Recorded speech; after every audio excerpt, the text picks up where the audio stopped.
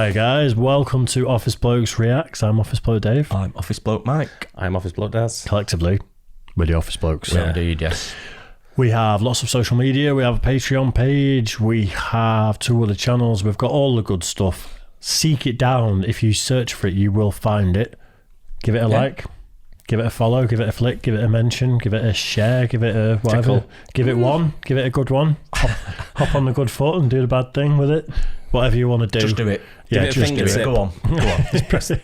Give it a swipe. Anyway, Lovely. right. What if Hitler never existed? That'd be good. There'd be someone else. There's always someone, isn't there? I'm kind of one of those people who thinks he might have been the catalyst for everything that happened. He might have sped it up or made it worse. But I think it comes from a culture, so there would have been I was going to say, Goebbels or someone would have been in his like-minded place people doing that it. would probably do the same sort of thing, and yeah, unfortunately. What's he got on his face there? Is that a map of Hawaii? I don't know, but it's one of those things you see on time travel things, isn't it? People always say, would you go back and kill baby Hitler? Would you be justified in killing a baby? Yeah. So I've heard that asked a few times, funnily enough. But I guess we'll find out. What if he never existed? Go on then. Yeah, Yep. Interesting. The date is Thursday, October 29th, 1914. The Great War, the war to end all wars, rages across Europe and has become a quagmire of trenches dug along hundreds of miles of Central Europe. Artillery barrages sweep from side to side, attempting to drive out the men in those trenches, and victories are measured in inches taken by one side or You got subtitles on, Dave? Yeah, because you queued them all up with subtitles the other day. the other. Always, though, the men return back to their holes, huddling in cold, wet mud as enemy artillery takes revenge for the latest assault.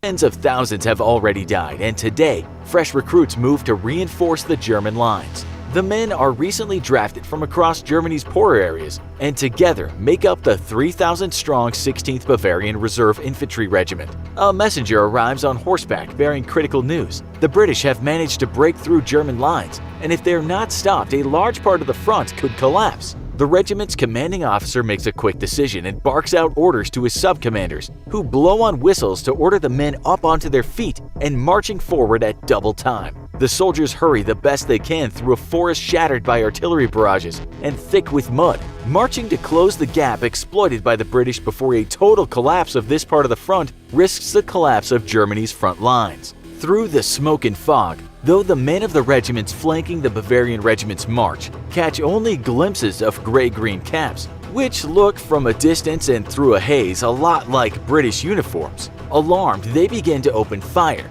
unknowingly decimating entire swaths of their own troops. By the time the terrible mistake is realized, the thousands of soldiers are reduced to a few hundred survivors, and in one company, there's only a single man left standing, a 26-year-old soldier by the name of Adolf Hitler. History has well documented the tragedy of Hitler's survival that fateful day, a deed which he repeated numerous times throughout the war, cheating death by incredible margins. Once, he was ordered out of a tent where military awards were being presented, only for an artillery shell to strike the tent and reduce it to a crater, with Hitler just outside it. Another time, a gas attack strikes amongst his line, yet Hitler manages to avoid the worst effects of the gas and is only temporarily blinded. While other survivors of the gas succumb by the thousands to disease and injury, Hitler makes a complete recovery and is once more back on the front lines, where another exploding artillery shell buries shrapnel in his leg, but leaves his body whole and otherwise unharmed. For all intents and purposes, Hitler was invincible, uncannily dodging the wrath of a Grim Reaper who every day claimed thousands. As we look at the world that arose from the ashes of World War II, we're prone to asking how much of the peace of the last 80 years would have existed if Hitler had never driven the world into its last major confrontation. War has not been abolished. 5 minutes on any news program will quickly remind you of that fact. Yet the truth is that war between major powers has not occurred since the end of World War II. And after centuries, millennia even, of incessant conflict between major states and empires, it's hard to believe that without World War II's terrible consequences and the ensuing political order, humanity would have simply given up on its lifelong hobby of killing each other as frequently as possible. The fruits that were fertilized in the ashes of World War II have shaped a new world that would be completely alien to any human being born before the 20th century. A world where major powers pursue diplomacy over war and imperial ambitions are kept in check by a strong alliance of liberal democracies. World War II gave us the United Nations, an agency that rose from the rubble of the League of Nations, and gave it a grim determination to avoid conflict thanks to the League's many failures. Without World War II, the world's first attempt to unify its governments would have failed, and the old order of shifting alliances and constant conflict would have returned. The war also gave us two rival superpowers who held the planet at risk of total The size of Russia. It's It's fucking ridiculous. what a landmass. isn't it? It's absolutely I'm thinking immense, that, isn't it? all that stuff with Hitler in World War One. Do you think he might have been behind the plots of what happened deliberately, or do you think he was just lucky? No, because he wasn't anybody in the First World War, was he? He was just infantry. He was just a normal guy. Yeah, I know. So he couldn't have orchestrated anything. I don't think so. I think he's Seems just... fucking coincidental, doesn't it? Yeah, it does a bit. But his whole life, the amount of assassination attempts on him that he just narrowly misses was unbelievable. This is really interesting. Yeah. annihilation for decades. Yet it's important to note that it was the two specific superpowers who rose to prominence, the United States and the Soviet Union. Two opposing ideologies, democracy versus communism. In a world where violence between communists, federalists, imperialists, and Democrats had raged for decades. In Germany alone, political groups split between the left and the right had been killing themselves for years after the fall of the Kaiser and his empire. And the violence repeated across the whole of Europe as communism found allies in parties of workers oppressed and exploited by runaway capitalism. It's easy for modern observers to be ignorant of the extreme violence between these two ideologies and of the consequence of the two major powers arising from World War II with the means to annihilate each other along with the world, and both radically shifted on opposite ends of the political spectrum. Yet again, it was specifically the United States and the Soviet Union who arose from World War II, two powers who were almost equally matched in every regard. The United States maintained a nuclear advantage while the Soviet Union maintained a conventional power advantage. Both sides found themselves facing the threat of total defeat in any conflict, and thus an equilibrium was achieved. One which actively prevented all-out hostilities on several occasions and rescued the world from Armageddon during the Cuban Missile Crisis. Without Hitler, it's unlikely that it would have been the evenly matched Soviet Union and the United States who rose to prominence, and this imbalance would almost certainly have led to all-out conflict, either because one side believed itself capable of achieving complete victory through nuclear weapons, or because the weaker side believed it would be forever dominated if it did not strike first with nuclear weapons. So if it wasn't for Germany and the Second World War, it would have been America versus Russia, most likely, in another world war. Yeah. Correct. Possibly, yeah. Wow. It could still potentially win the conflict.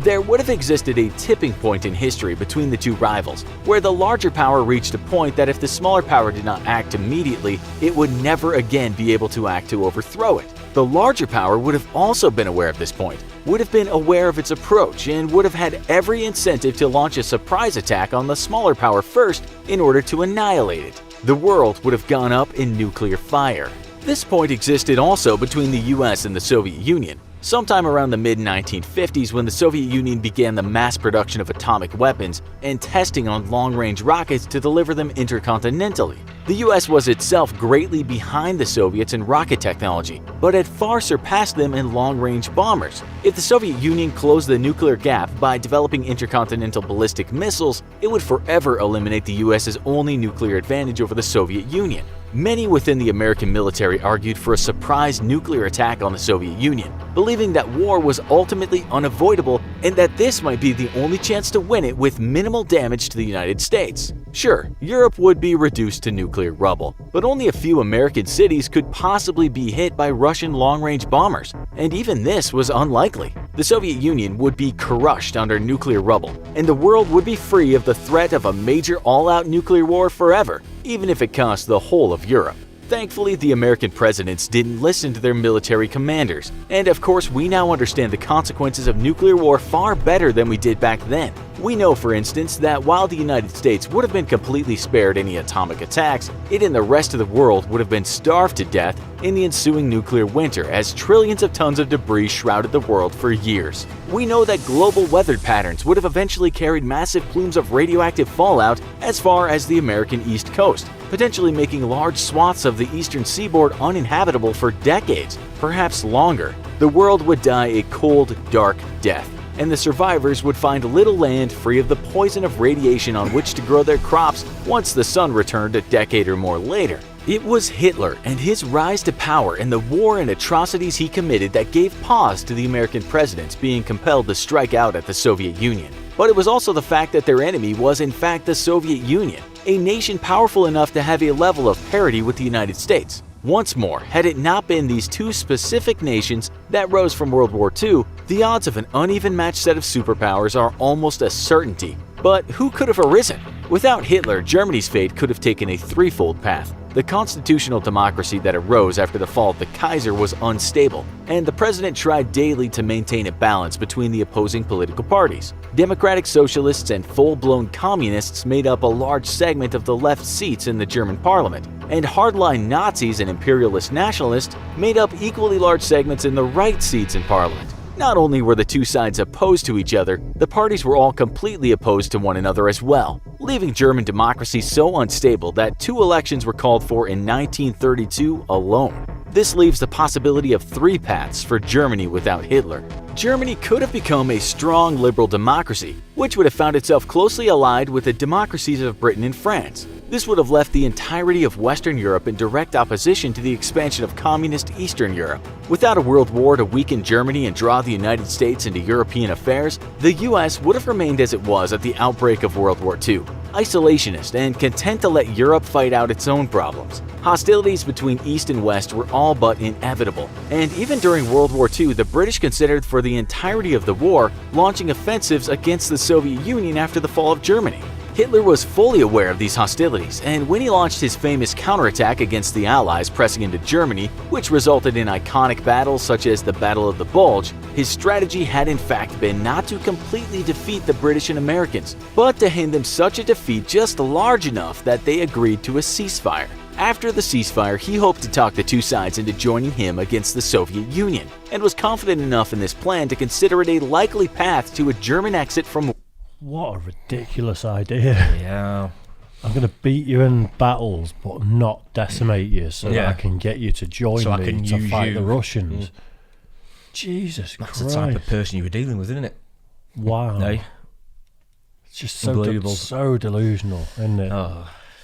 He spent time in Britain, didn't he, Hitler? So he should know better than that. Yeah. You're not going to punch us on the nose and then put your arm round us, are you? Yeah, exactly. You'd like to think so, wouldn't you? But It's crazy. It's such a weird take I thought on it. what was a bit chilling that that the British were thinking of going after Russia anyway, sort of after the Second World War.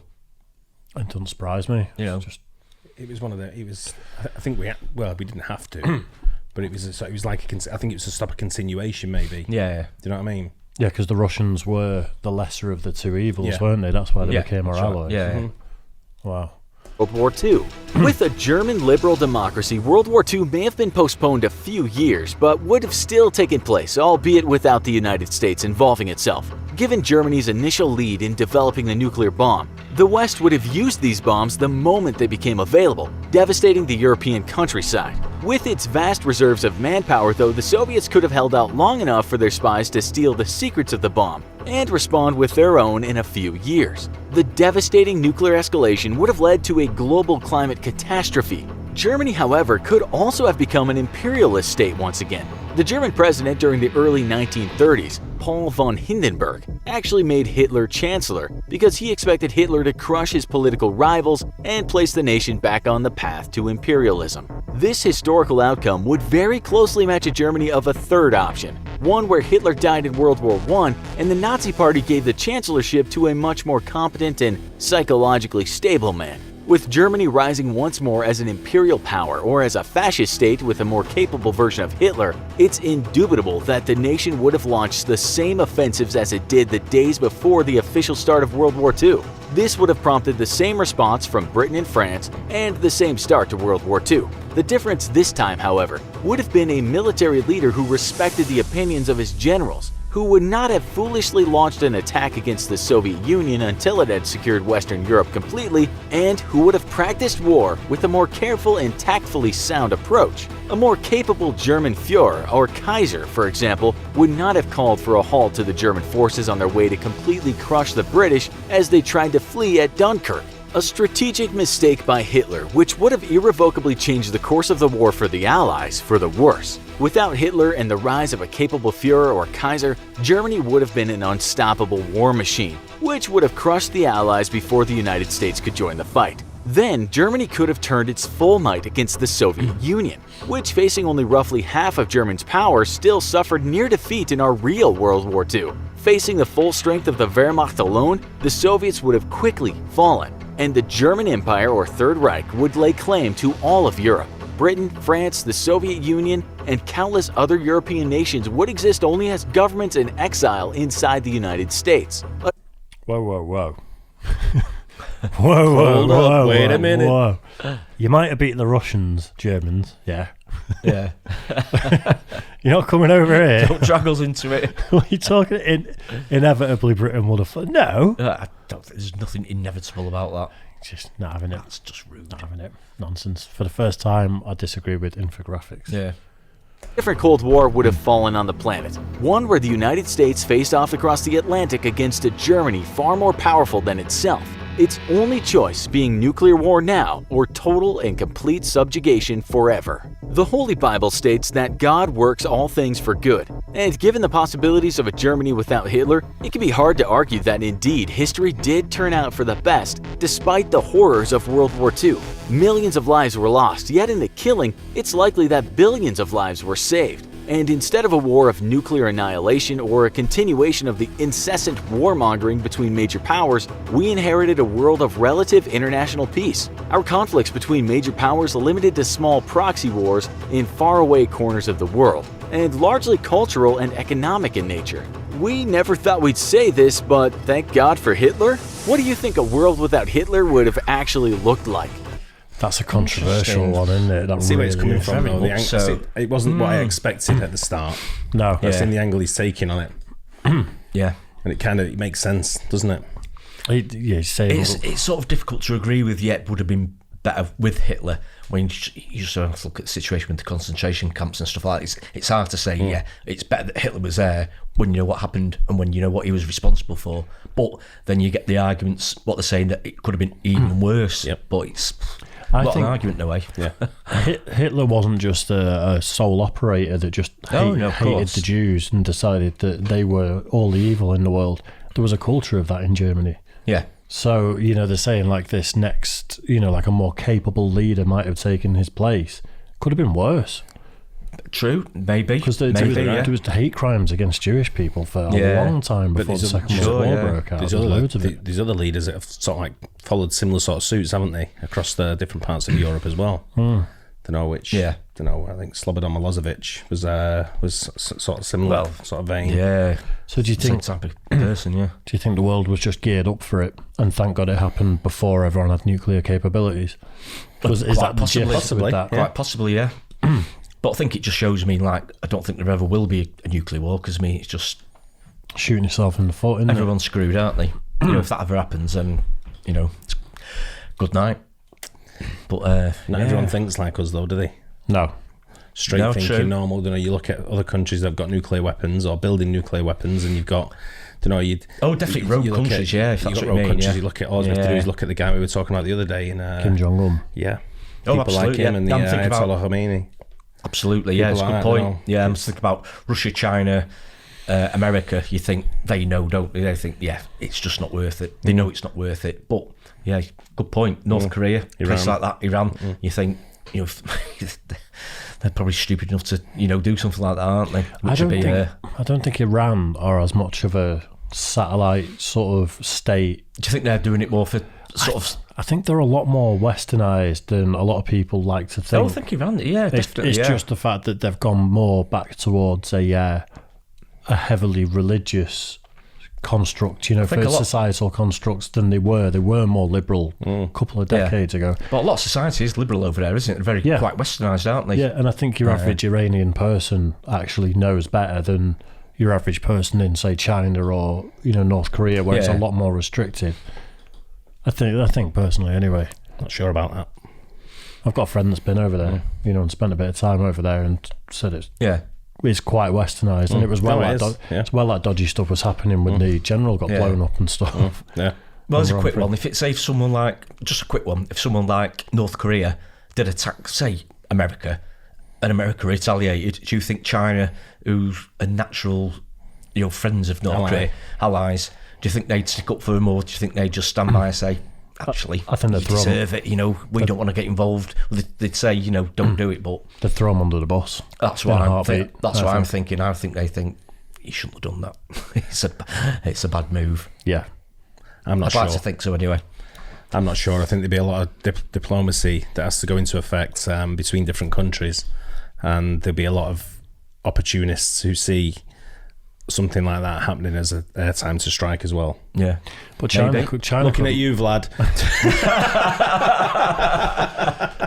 Looking at Vlad. China could look at North Korea as resources they can annex, though, and fill with their own people. That could be the long game. Is North Korea as a state are economically...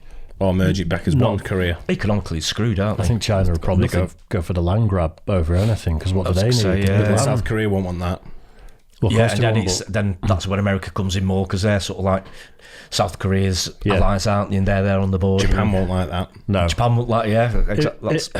If North Korea was used as a proxy and North Korea declared war on America, say, and then got decimated, and then China were the good guys who came in to sweep up the mess afterwards, while quietly annexing the place. But what they do, we'll tidy up, but actually through treaties, go down there and take a bit of land if you don't mind. Yeah. You wouldn't. It's too far away for North Korea to even entertain anything with the USA.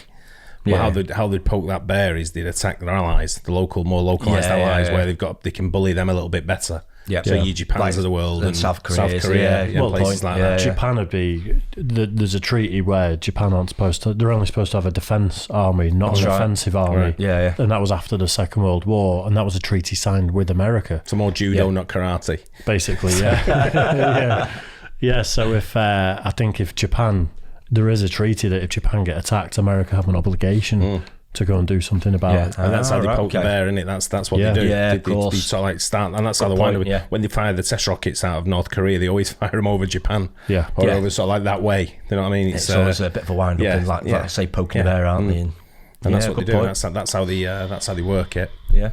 And then then they get Japan to retaliate, or South Korea, then the USA get involved, and the big boys get involved then, don't they? And then then Russia get involved, then China get involved, and then it's a fuck up. Then it's every man for himself. Then it's Tata. Yeah.